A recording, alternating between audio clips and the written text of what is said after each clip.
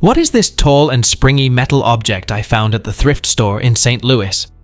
Approximately 16 inches tall, with silicone on top and bottom, and too flimsy and bouncy to be an object that holds items inside. It is very springy and fun to play with, but with no apparent use. It stayed bouncing for a minute or so after I would push it. Google identified it variously as a cup holder, a fruit holder, and a spring that goes inside of a plate or cup dispenser in a restaurant. We didn't think any of those were it. Any ideas are appreciated. It's a vintage spiral plastic grocery bag holder. I had one just like it. I got mine at Walmart or Target many years ago. Eventually, my daughter moved out and took it with her. Here, my daughter just sent me a picture. It can sit on the counter or be screwed into the wall. It holds plastic grocery bags really well. What is this copper thing I found at a thrift store in the United States? I can't figure out what this really is, and I can't find another exact same one like this online. Is it antique? If so, how old? Does the leather thong or blue beads suggest a particular period or region of manufacture? Thank you all in advance for your help and knowledge.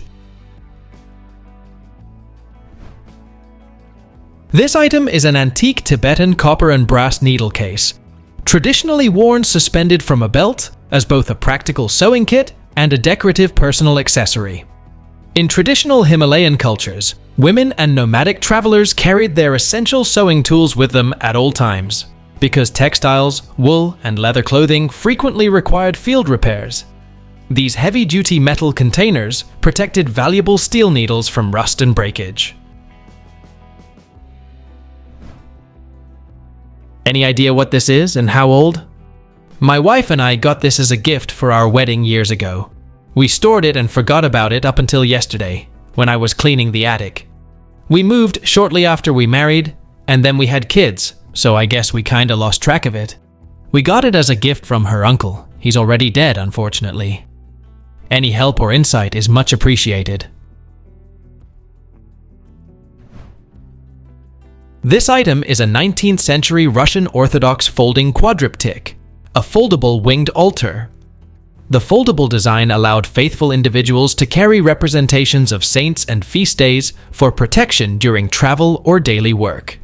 It depicts the 12 principal feasts of the Orthodox Church and scenes from the life of Christ, featuring scenes like the crucifixion and resurrection.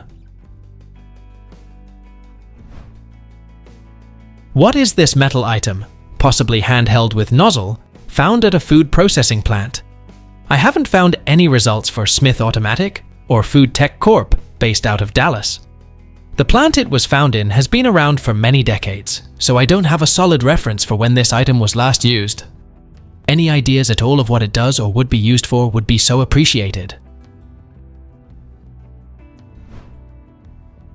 It's a vintage pneumatic poultry lung gun, manufactured between 1963 and the mid-1980s. It was used on automated or semi-automated processing lines to quickly and cleanly vacuum extract the lungs, kidneys, and blood clots from the inside of a poultry carcass, such as chickens or turkeys, during the evisceration stage. The angled nozzle is inserted inside the carcass, and a compressed air circuit activates a high-speed vacuum stream to instantly pull out the internal tissues without damaging the rest of the bird. What is this, some kind of bomb? I've never seen one with fins that fold over it like that. It doesn't belong to me. It's used as a decoration at a local business. I took the picture after asking permission. Any help anyone can provide will be most appreciated. It's a Polish MN-111 airdropped anti-tank landmine from the Cold War, designed to penetrate and sit in soft ground, typically deployed from aircraft or helicopters. Once the mine is dropped from the aircraft, the fins spring outward, acting as a drag parachute, slowing the rate of descent to a peak speed of about 60 meters per second. As the mine drops, the wind vane spins, generating the power used to arm the mine. The mine uses a magnetic influence fuse, which is triggered by the magnetic field of an armored vehicle, rather than relying strictly on direct physical pressure. It also has an anti-handling device that triggers the mine if it is disturbed. What is this thing that looks like a Futuro house located in Alaska? Someone said it was for protection.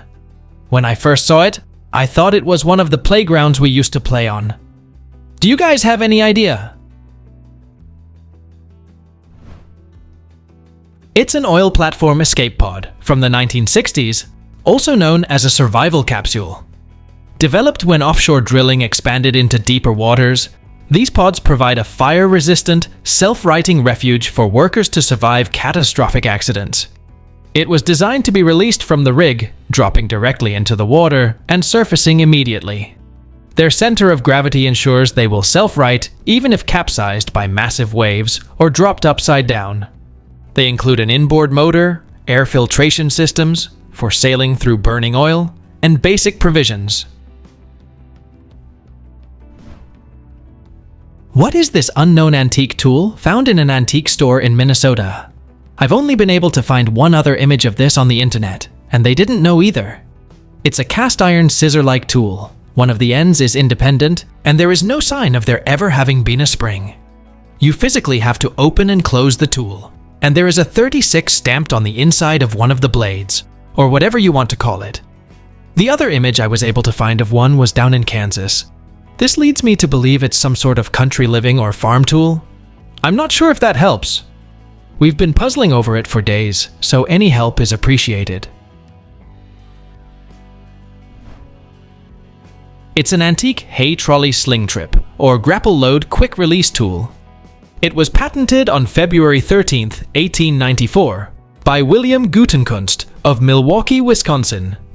The tool was used in barn trolley systems to lock hay loads in place and then release them using a tug mechanism. They were tripped remotely by a trip rope attached to the connector. They were usually attached to the center of a sling, and when tripped, they would break the connection at the center of the sling and drop the load of hay. What is this logging machinery I found at a museum in Kingaroy, Australia? I was wondering if anyone can identify it. The sign says it was probably used in early logging, and they are not sure what it is and its purpose. Can you please help identify what this thing is? Please tell us down in the comments. Thanks for watching.